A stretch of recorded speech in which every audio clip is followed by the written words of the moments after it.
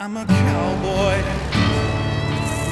on a steel horse I ride, and I'm wanted, dead or alive. I'm a cowboy on a steel horse I ride, and I'm wanted, dead or alive. Ladies and gentlemen, welcome back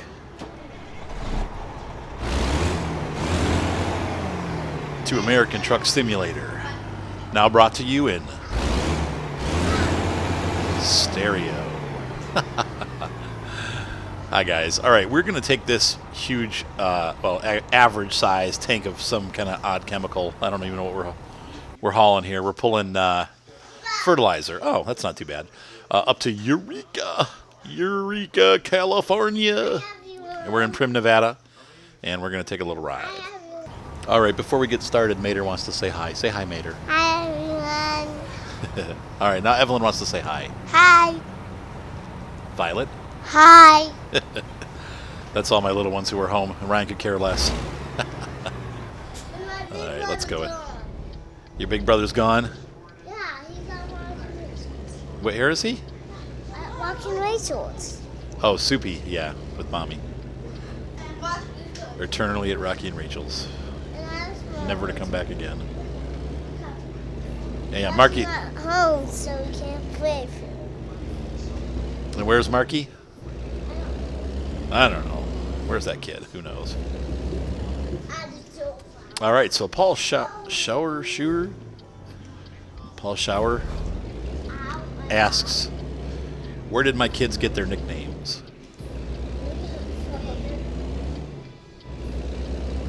So let's do that.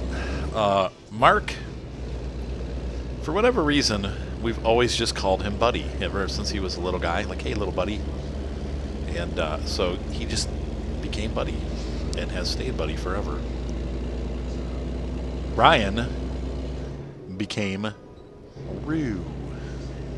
Obviously, Ryan, Ryu, and Roo. I don't know why we call him that, but we just did. And Roo works. What? Yeah, and Rubus. We call him Rubus. Rye Snack.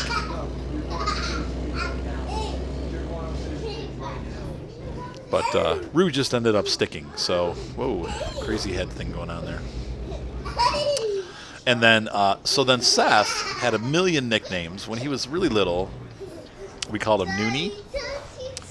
And then Noonie Bug. And then Superman. And then Soupy Man. And then Soupy. And then Soup. So that's where that came from. And so now we call him Soup and Soupy. So what do you think? Yeah, I'm never going to get out of here. Start pulling forward. These guys slam on their brakes. Tell them what it is. That's a snake, John. That's a snake. All right, so, oh, he's going to stop. Yay, thank you.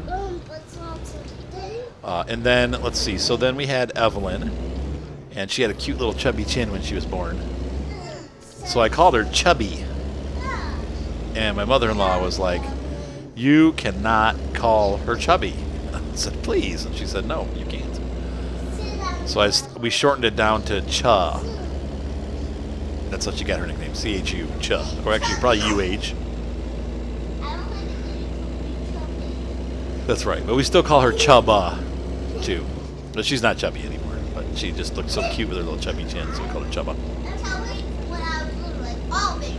That's right, like all babies. You're right. That's right, he was. A little chub.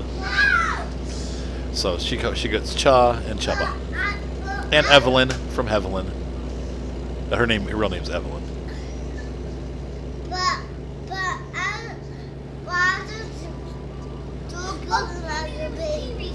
Oh yeah, we call her. You know, we call her Pretty Girl, and Pretty, and then Peary. So I don't know how Peary came from Pretty, but they call her Little P. Oh, because she was Little P. So they said, hey, Little P, and Little Peary for Pretty. I don't know. It's just somehow. So she gets Peary too. And then Violet. Yeah, we used to call her Goosey Gander, the little salamander. What? Oh yeah, Goosey Gumdrop. Yep. And she was a little gumdrop. And Goosey Gander And then Goosey Gander. And we said she's a little Salamander. And so sometimes we just call her, you know, almost always we call her Goose or Goosey. But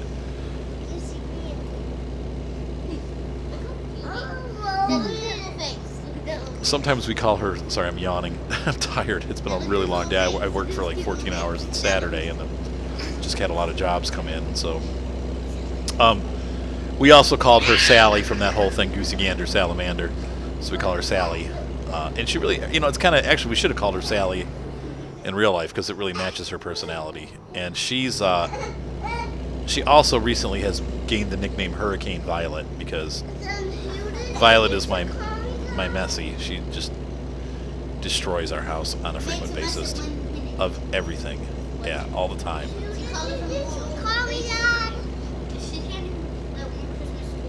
That's right. What, John? What do we call you? I don't remember. What do we call you, John?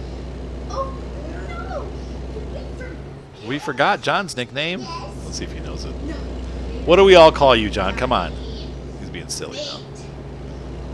So, John, when he was little, we said, "Oh, he's a little man," and so we'd call him Little Mr. Man or Mister. Like, hey there, Mr. Man. Mr. Man and Mr. And then we turned that into Mater somehow. Like Monsieur La Maître. Actually, Mater means, La Maître means mother in French. So Mater's nickname is actually French for mother. Hey there, mother. Anyway. Johnny Boy. His name's John. So he gets Johnny Boy. But he gets Mater and Matey and Mate for short. So that's how we have our nicknames. We just do. They just, you know, my wife is a nickname person. I never really was growing up, but my wife instilled in me a nickname habit. Let's see, 2% damage. I'm just going through the truck here, seeing we got 5 hours to our next rest stop, 33 hours left, and 17 hours of drive time. So we'll definitely have to make a stop. I can't really watch Honey because I'm driving a semi truck. I believe he can do it. Hold on 1 second, folks. All right, sorry about that. They wanted me to see John doing his flip.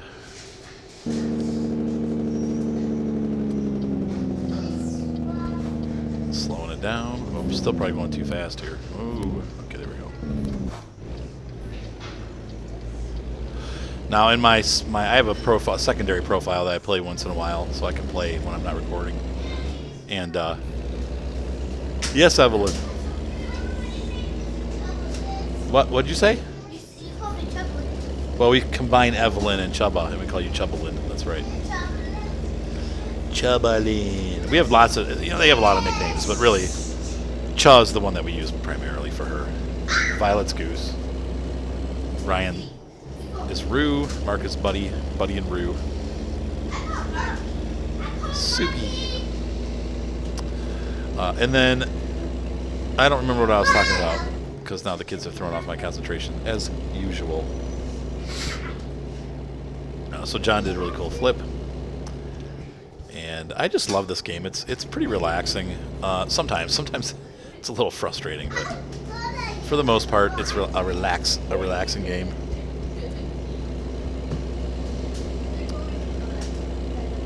It's funny how many accidents I have. Like in real life, when I drive, I never have accidents, you know. But for whatever reason, when I'm driving American Truck Simulator, I end up off the road more often than not.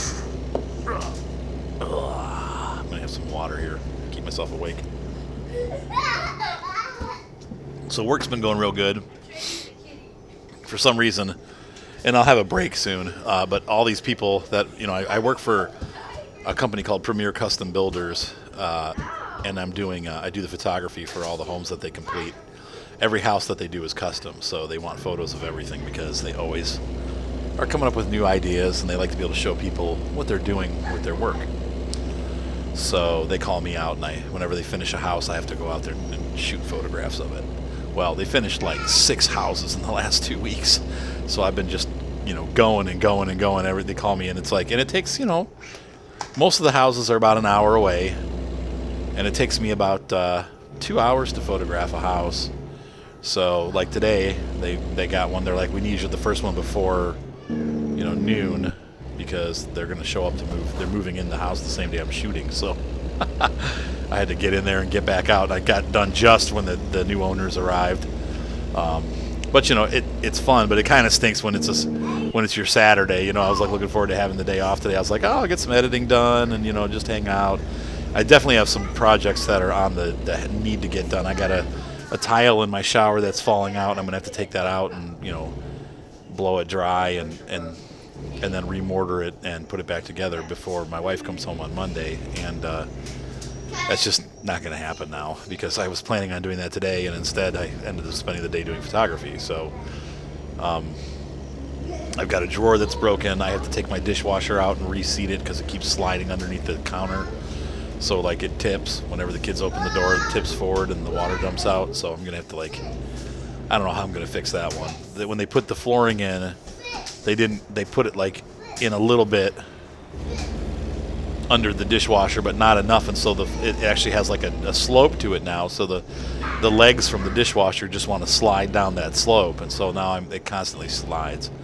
I got a dryer that isn't drying clothes anymore, which means it's probably clogged up with lint. But instead I'm working, which is good. We need the money, but it's like things are falling apart, and my wife's like, "Can you fix that?" And I'm like, yeah, tomorrow.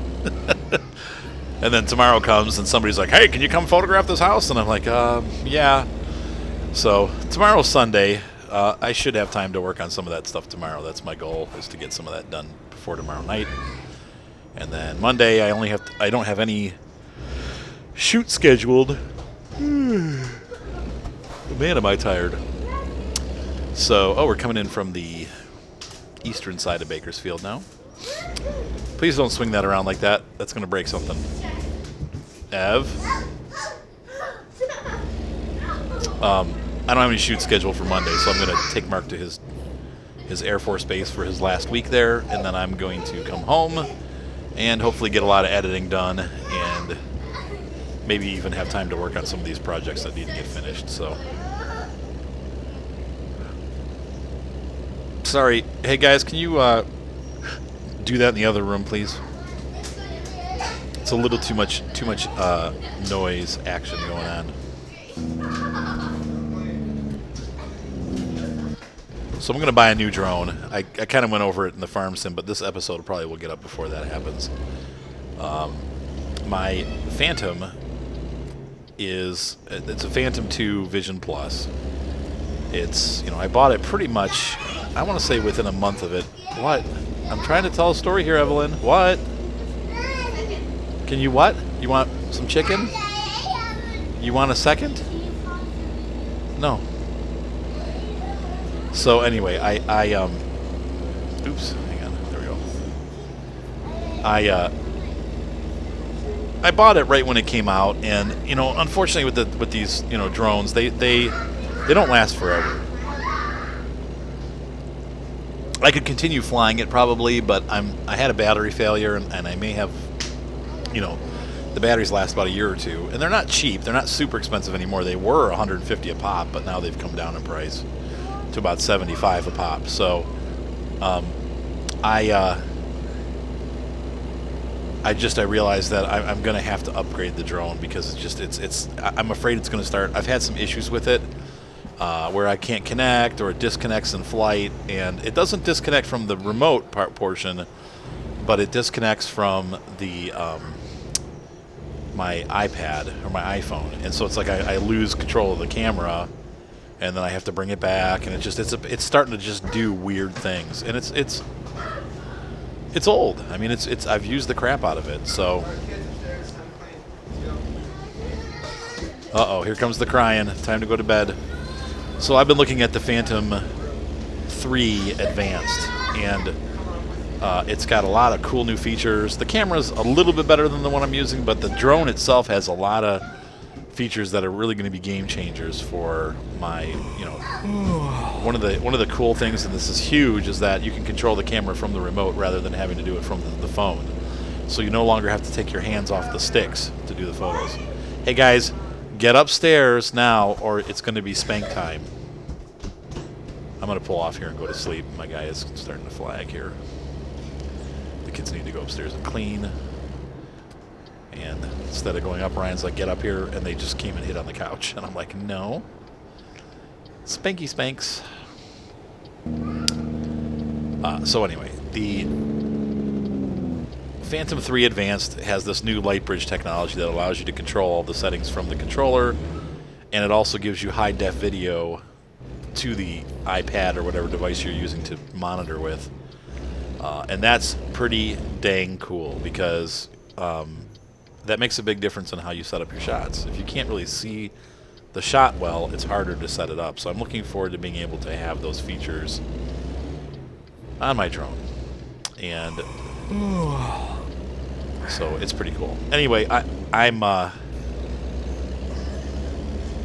you know, but I hate to spend the money. I'm going to have to put it on credit, unfortunately, which I really don't like to do. But it'll pay it for itself pretty quickly. We get a lot of work with that thing. So, but you just figure every couple of years it has to, just like the cameras have to be replaced every 3 to 5 years. They wear out, and you have to replace them. So you just get used to doing it. The lenses last forever, but as long as you don't drop them.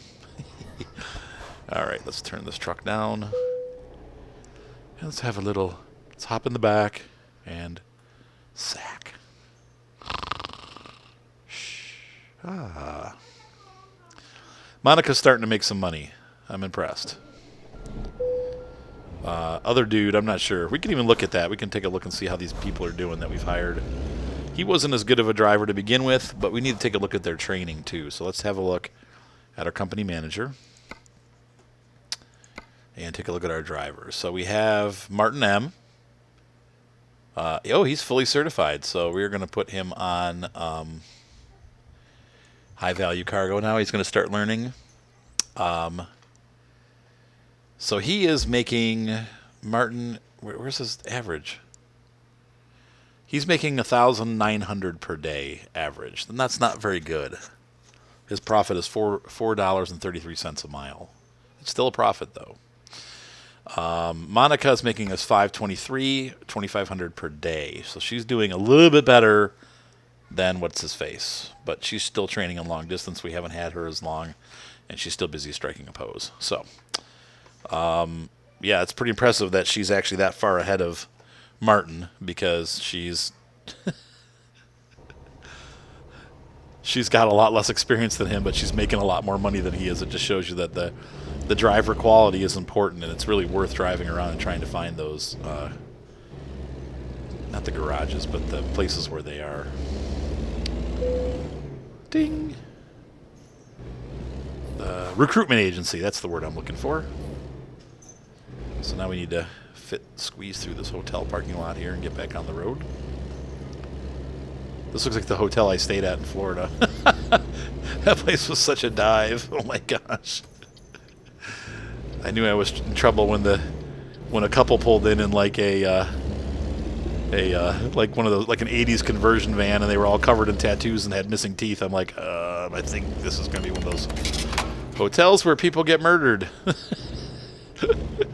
I was like, and then the guy at the desk gave me like this big metal key, like instead of, you know how almost every hotel now uses those key access cards. He's like, here's your room key. I'm like, is this hourly or am I paying by the night? Oh, it was horrible. It was a terrible place. It had a nice backyard though. Maybe I'll pop a picture in here if I remember. Took a picture with my cell phone when the sun was going down. So I just spent a lot of time outside of the room because the room was stinky and gross, and I hate hotels as it is, and then it's like you gotta get this crappy hotel, like get me out of here. But I went out to dinner, and then I came back and just sat back behind there. Mark let me borrow his Game Boy Advance, not Game Boy Advance, the 3D XL, and so DS, 3D, 3DS, or whatever. I don't know. I'm not sure what the names are. I think it's a 3DS 2 or whatever. It's whatever the latest Nintendo Game Boy thing is. Yeah, 3DS sounds right. And I was playing The Legend of Zelda Ocarina of Time, and I'll tell you what, they really, weaving off the road here, they really did a nice job updating the game. I mean, it looks great, and it looks way better than it did originally. And they fixed some of the problems with the camera, and they added some new material in. It's a cute game. I really like it. The music makes me nuts. And it also has these bees in the background that are like, tweet, tweet, tweet, tweet, tweet, tweet, tweet, tweet, tweet, tweet, tweet, tweet. And they just go on and on and on, and I'm like, wow, they really, the sample size back then was probably like 1 second or 2 seconds. So they have all these like 2 second long samples that repeat over and over and over again. It's like, oh man. All right, so we're going to try to see what we got. We got 16 hours left on the job.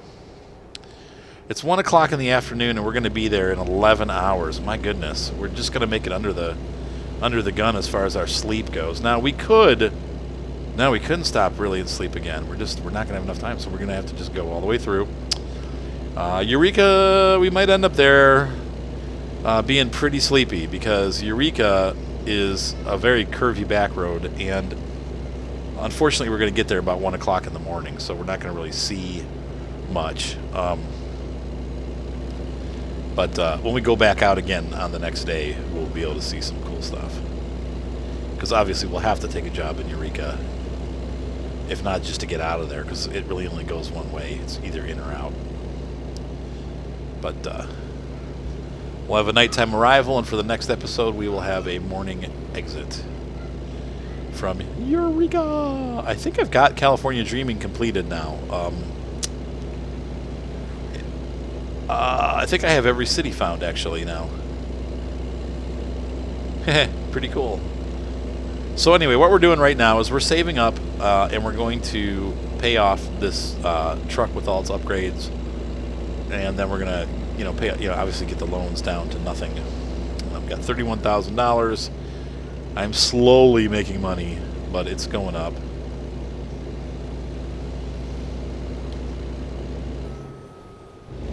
I'm not sure what I just did there. Oh, okay. But when this job's over, I should have $50,000, and I'm not spending anything more now until we get to the point where we're actually ahead. I think I paid off one of my loans, if I remember correctly. We'll see it. Oh, we won't see it noon because we already passed noon. Well, I'm going to keep going. I'm not going to worry about it now. But I think I paid off the smaller loan. So all I have left is to pay off the larger loan. All I have left.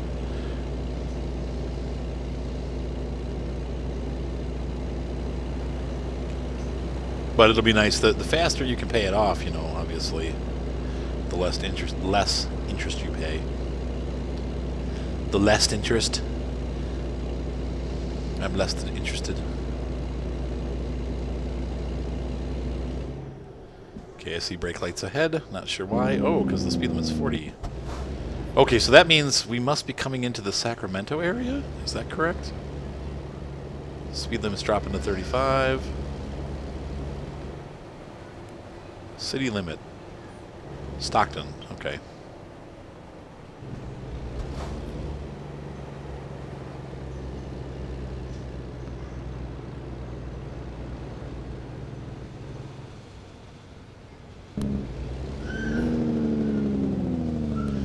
I love that Jake brake.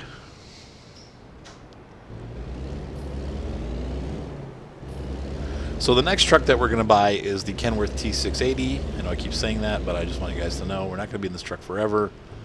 I do want to, try each different truck out, and then once we're done running around in that for a couple thousand miles, we'll hop into a new, maybe a Freightliner or possibly a Volvo. We'll see. We'll have to save up for those, but I want to, try the different trucks out from the mods. Some mods are good. So far, I find like the Farm Simulator, they're a little bit buggy, but some of them are really nice. I gotta get over here. Hopefully somebody will let me over. There we go. This guy's gonna do it. Thank you. Now he speeds up. Look at that. Idiot. Thought you were being nice, buddy. Turns out you were a jerk.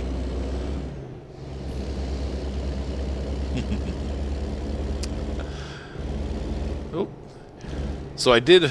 anyway, for the drone, I had to buy a new tablet. I went through a couple. Unfortunately, I had to find, like... I bought 3 or 4 of them until I could find one that actually made spec. I kept finding, reading different information and finding, oh, this one says it works, but it doesn't really work. And somebody else was like, well, I have no problem with that one, and so on and so forth. And so I ended up buying, the one that really would have been great if somebody would have just had the Google Nexus 7. But nobody on Earth has a Nexus 7. I don't know why that is. I went to Target. I went to Best Buy. I went to Walmart, and I went to Micro Center. Micro Center was the only one that carried it in stock, and nobody else had it. So it must just be an old device that nobody wants anymore. Oh. Idiot. Thanks. Look at that. He waited for like half an hour before he went. So I couldn't find an Nexus 7, and it had to be version 2, so the 2013 model, and I couldn't find one. And supposedly it had a really fast processor in it. I'm not real familiar with tablet technology, but the girl at the store was like, well, yeah, that one has Snapdragon, and that's just a really fast processor. So I'm like, well, what do you recommend? And she's like, well, here's this, I forget what it was. It's an Asus, like Zen Tab or something like that, and it was cheap. It was like $129, so I'm doing, hey, moron! Yeah, we're just going to sit here till you get out of my way. Idiot. Didn't even have the right of way. And so it was a... it's lucky it didn't do any damage. It has I looked it up, and then she's like, oh yeah, this processor is more powerful, I think, than the Snapdragon. And I'm like, are you sure? I didn't want to buy it unless I was sure. She's like, oh yeah, no problem. So I get the thing home, and I'm doing research on it, and I didn't open it, but I'm doing research on it, and no, it's not more powerful than the Snapdragon. And when I finally found out somebody that had tried it on the forums, they're like, no, this does not work at all with the drone. I'm like, great. So now, and unfortunately, the place that I bought it from, it's Micro Center, it's like freaking an hour away, so I'm going to have to drive for 2 hours to get that thing back to where it belongs, take it back. And I'm just like, ah. So I ended up, though, with a Lenovo Tab 2A, Tab 2A, I think it's called.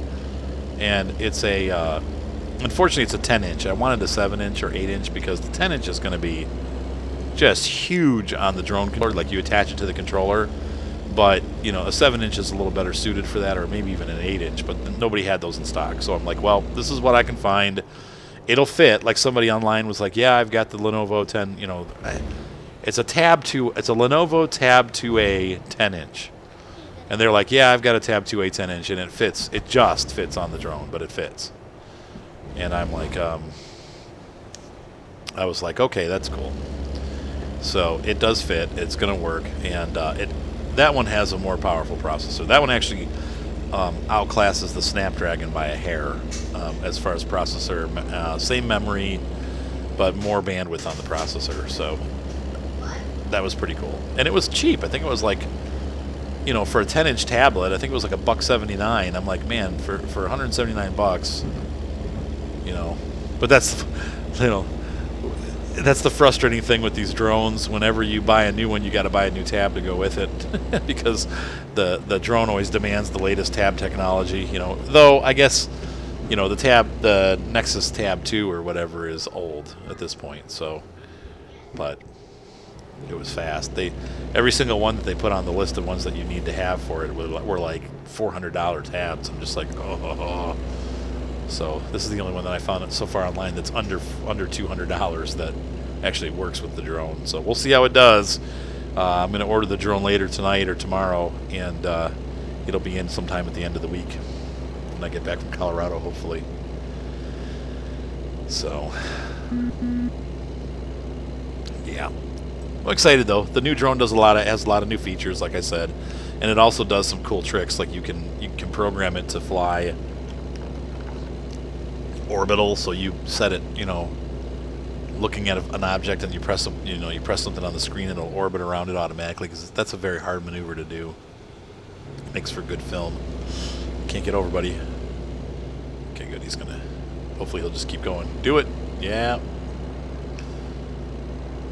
Got to watch those when they do it. When they do that, and then they stop. That's where you got to really watch, because guys do that frequently.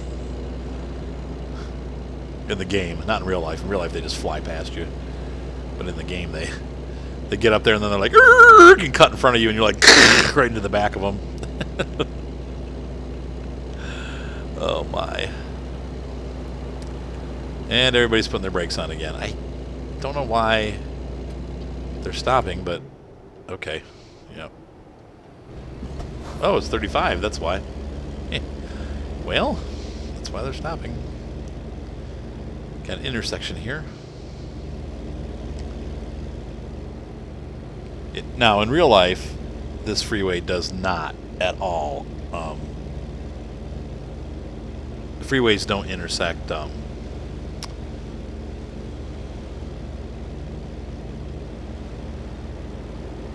I guess, you know, in some places they do, but in general, freeways do not intersect roads. It's like it's either road or freeway. You have exit ramps to get off. You don't have like places like this where they cross. But there are some places, like even in Ohio, where there's a freeway pretty much. It's usually a big route. It's not necessarily like route, 90, 71, 77, never. But 30 or 224, 422, there's places where those routes get crisscrossed, like what we just saw. But we're on 5 in California, and 5 is, wait a minute, are we in Nevada? No, we're in California, yeah, going north. And the 5, the 101, those are major freeways. They do not have intersections like that anywhere on them. It's a little misnomer. Little Miss can't be wrong.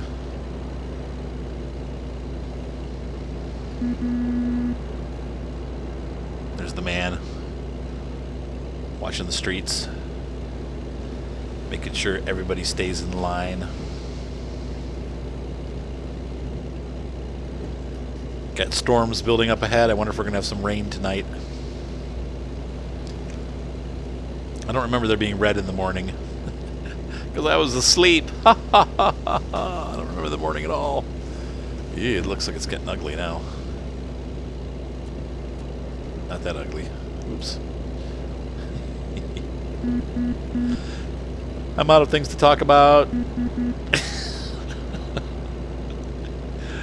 You'd think with a whole week going by and a trip to Florida and everything, like I'd have a ton of stuff to talk about, but I just don't. I'm beat, guys. I kind of talked myself out yesterday on the Farm Sim episode, and so tonight I'm like, I'm trying to think if there's anything else fun to tell you. I love my new car, but I think the windows are loose. Whenever I go over like a big bump, it sounds, sometimes the back window makes a popping sound, and sometimes the front window makes a popping sound, and I'm like, maybe this is why the guy sold the car. I don't know why your windshield's, I guess, if you parked around the sun, but this car doesn't look like it's seen a day of sunlight. I mean, it's like pristine, like every inch of it is like it's brand new, inside and out. And so I'm like, man, I don't know, why this has this popping sound. Like the windows are, like it would have sat out in the weather seal. Oh no! And like the weather seal wore out. I'm gonna have to get over. Oh, come on! I have to just cut that guy off. Sorry, buddy.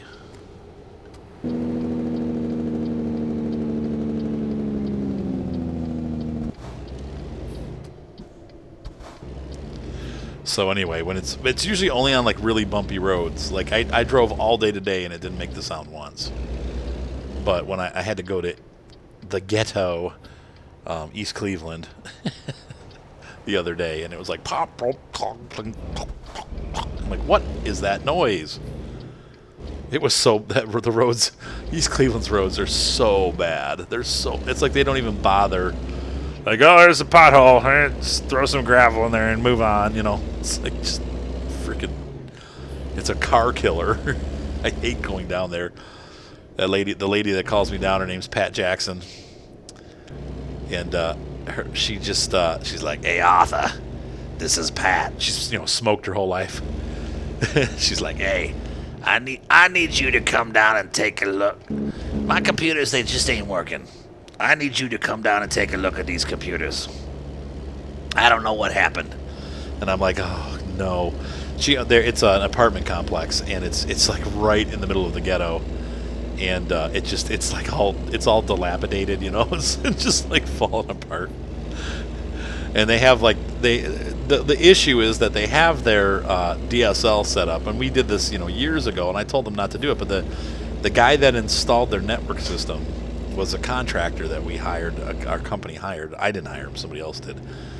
And my job was to maintain this stuff, but he was hired by my boss to go in there and install this DSL network, and so he had them put the DMARC in. It was a room that was kind of central in the building, but it's the frickin' trash compactor room. So they have the trash compactor. Oops, 40. And then they have they hose it out. So you got all this sensitive electronic equipment, and they come in there with the hose and they wash the whole room down with the hose, and then to make matters worse, then they go in there and with this, they leave the doors open all the time. So summer, winter, fall, humidity, all that stuff, they just leave those back doors open to keep the smell out. And so these things are exposed to water and temperatures and humidity, and I can't believe that modem has been in there as long as it has. I mean, that thing has got to be in there 20 years almost. I mean, that was 10 years ago that I worked there, and it was 15 years ago. So it was kind of funny.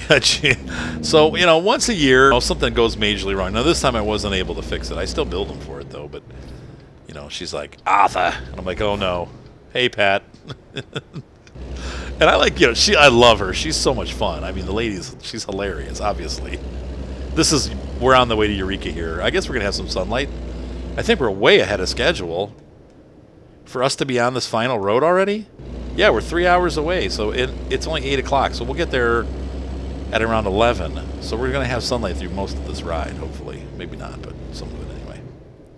But this is the final road to Eureka. I don't think we've seen it on video yet, but it's really winding. This one is winding. The road to obviously Santa Cruz and Oxnard. Those are both really winding roads. Arthur, I need you to come here. I'm like, "What's up, Pat?"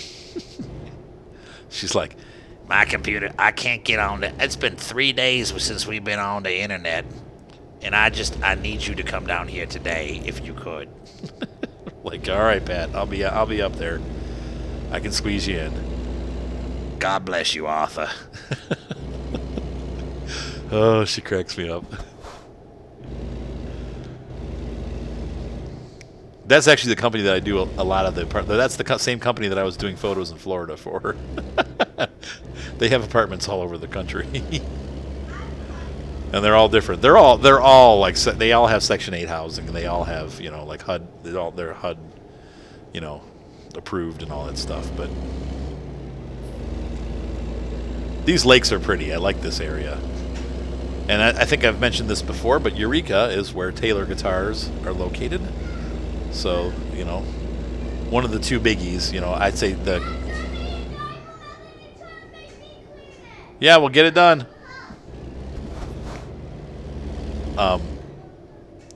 Taylor is kind of like the modern Martin. They've come up with a lot of innovations and that make a guitar a lot easier to work on, and they make them last a lot longer. They've also come up with some different, scalings for guitars that haven't been tried before that work really well. Their biggest technology improvement, I think it's probably the thing that they're most well known for. Older acoustic guitars have what's called a dovetail neck. So you have a dovetail joint that is on on the neck, and then on the body is like a V-shaped receiver that the dovetail goes into. It's like a piece of furniture almost, but it's only one big dovetail. As a guitar ages, oh my gosh, this is the really dangerous part here. Concentrate. As a guitar ages, that's not what I wanted. I'm gonna put the hazards on. There we go. The neck, you have the strings, and you have the bridge, and the strings go through the bridge and go into the neck, and they pull. You tighten it up, and there's tension on that neck. And what happens is, over time, it'll cause the whole neck to change its. They call it the geometry of the guitar.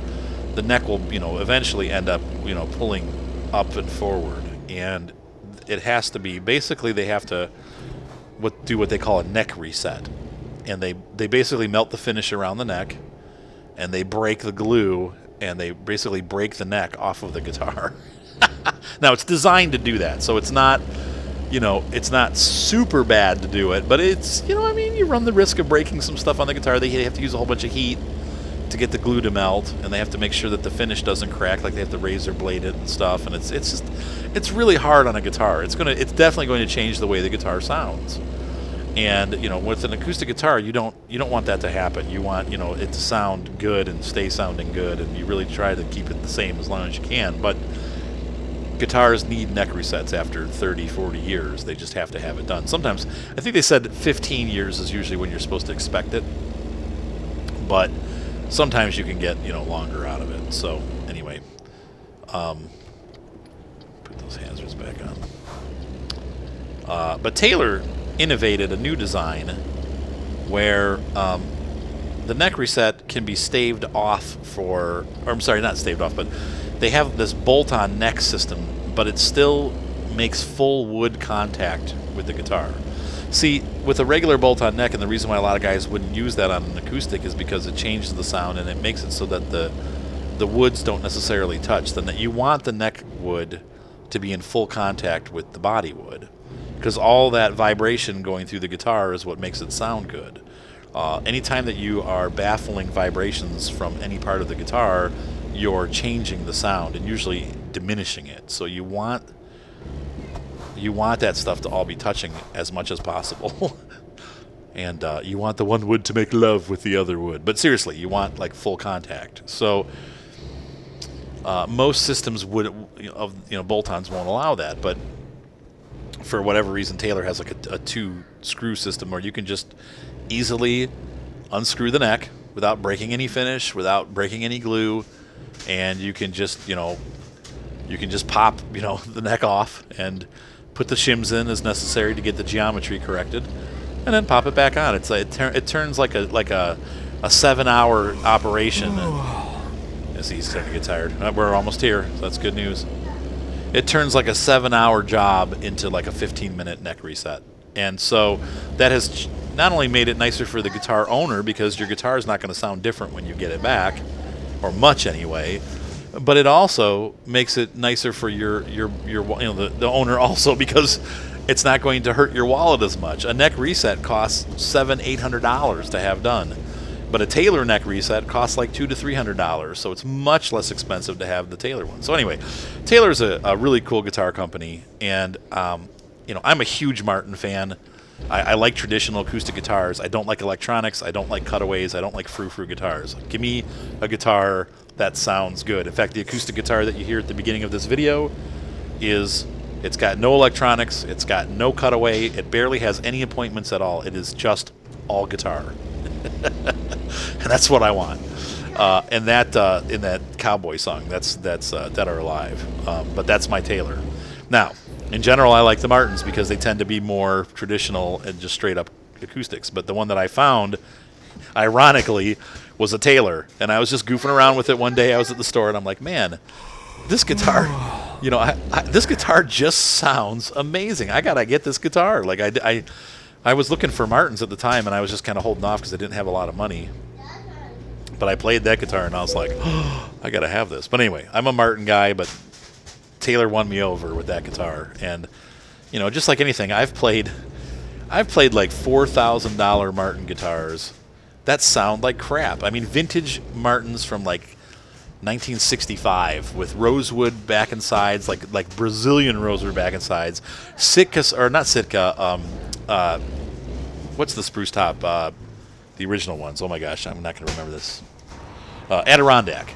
You really, if you an acoustic guitar, you know, you really want to have Brazilian rosewood. You really want to have Adirondack spruce, original pre-war Adirondack spruce, and you want Brazilian rosewood because Brazilian rosewood is now embargoed. So you had to have the guitar would have to be World War II or at least like pre-1970s. So any Martin with Brazilian rosewood automatically is worth a lot more money because they're hard to come by. So anyway. I've played those Martins. I've played some that just blew me away, and I wish I could have afforded. But I've also played some amazingly expensive old guitars that sounded terrible. I played one at Elderly Music. It had everything that I wanted. It was a slotted headstock.